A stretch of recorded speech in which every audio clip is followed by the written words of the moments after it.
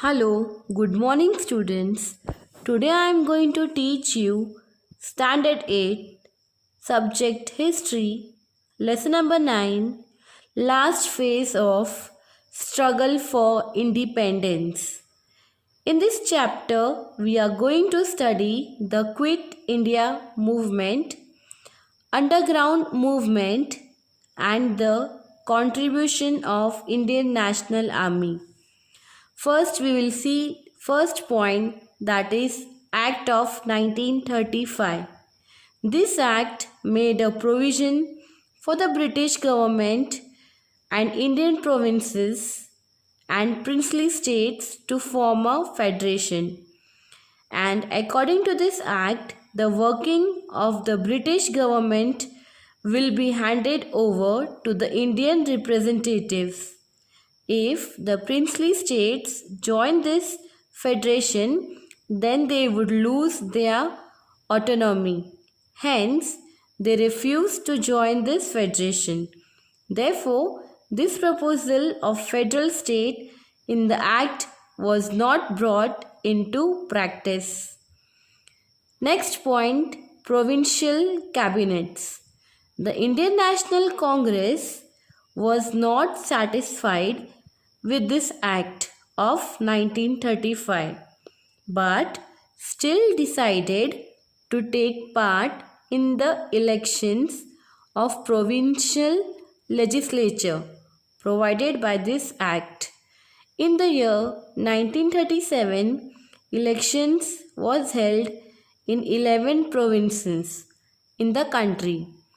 Among these, Indian National Congress gained majority over 8 provinces and came to power. And in other hand, 3 provinces, none of the party could achieve majority and therefore mixed cabinet was formed.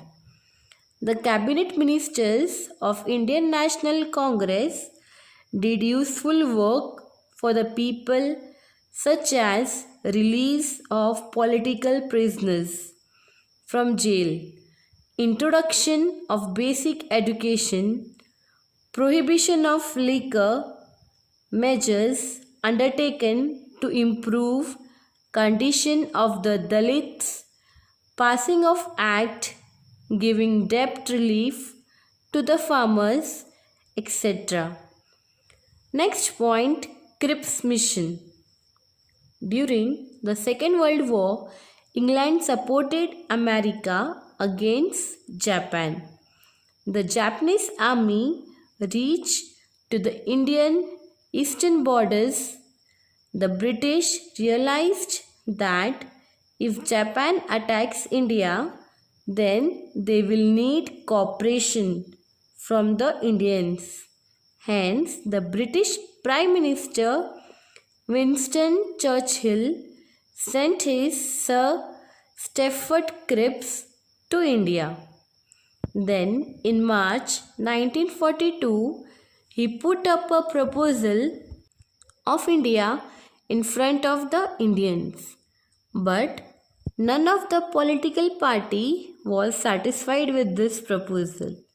Then the Indian National Congress rejected the proposal, since there was no clear mention of complete independence. Since there was no mention of creation of Pakistan, the Muslim League also rejected this Cripps mission. Let's go to the next point, that is Second World War and Indian National Congress. The Second World War began in Europe in 1939. Then Viceroy Lord Linlithgow declared that India has joined the war on the side of the British. England therefore claimed that it is fighting to save democracy in Europe. Then Indian National Congress demanded that if the claim was true, then England should immediately grant freedom to India. Afterwards, England refused to fulfill this demand, and therefore the provincial ministers of Indian National Congress resigned in November 1939. Next point, Quit India movement. After the Cripps mission, the Indian National Congress decided to start an intense movement for attaining independence. The Working Committee of the Congress passed a resolution on 14th July 1942 at Wardha. The resolution demanded that the British rule in India be ended immediately and India should be given independence. If this demand was not fulfilled, then the Indian National Congress want to start a non-violent movement for freedom of India. Quit India Resolution. On 7th August 1942, the session of Indian National Congress was held at Gwalior Tank, that is Kranti Maidan in Mumbai. Maulana Abdul Kalam Azad was the president of this session. The British should leave India. This resolution passed by Congress Working Committee at Wardha was to be finally approved in the Mumbai session. On 8th August, the resolution of Quit India put forth by Jawaharlal Nehru. He got passed with the great majority. It was also decided that to start a nationwide non-violent agitation under the leadership of Mahatma Gandhi, Gandhiji said, "Every one of you should from this moment onwards consider yourself a free man or woman and behave like a citizen of free India. We shall either free India or die in this attempt." These was the words uttered by Gandhiji. Gandhiji made an inspirational appeal to the public to be ready to sacrifice with the feeling of do or die. Let us see beginning of People's Movement. The news of arrest of important leaders of Indian National Congress spread out all over the country. The angry mob took out this procession at various places. Even though police lathi charged and opened firing on the public, but still people were not afraid. The agitators attacked some places, jails, police stations, railway stations, etc., which symbolized the suppressive policy of the British. They tried to take control of government offices.